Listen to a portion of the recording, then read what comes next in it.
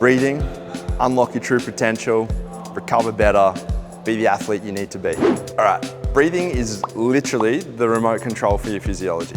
You can either let it control you, or you can control it, and then you really have the aspect to rip into better control of biomechanics or posture, better control of your physiology, breathing rate, heart rate, better controlling your psychology, where your thoughts go when things get tough. Can you keep things under composure and make good decisions? Or do you lose your shit and everything goes out the window?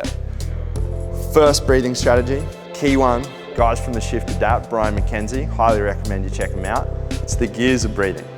When we go through hard efforts as an endurance athlete, our whole game is getting rid of CO2, getting O2 on board. How efficiently can you breathe?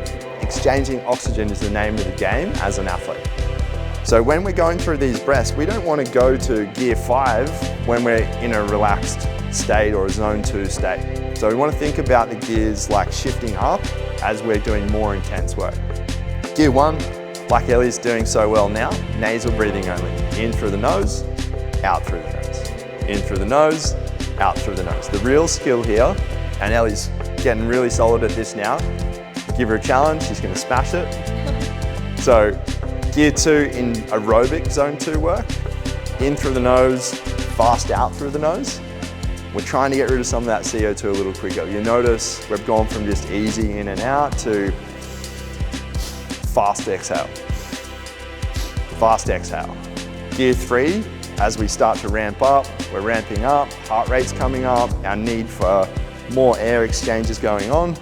We're starting to shift from that fat to carbohydrate utilization. Fast in the nose, fast out the nose. Fast in the nose, fast out the nose. Respiration's coming up, but we're keeping things under control. We don't want to be in gear 3 and have jumped to gear 5, which we'll get to in a second. We're going to go through gear 4 now, so shifting up another gear. In fast through the nose, fast out through the mouth. As you can see, the posture's starting to change now. So if we went to this strategy straight away, we would have started to change posture without a real need in physiology change. So now we're getting rid of that CO2 quickly. And then gear 5, this is like red line, threshold work, in and out through the mouth. Everything's gone out the window. Posture starts to change. Our need for energy's gone through the roof. We want to get rid of CO2. You can't exist in this space for very long. So we don't want to jump to this strategy gear 5 before we need to. We're going to lose more fluid this way. We're going to change our posture. We stop recruiting diaphragm as well.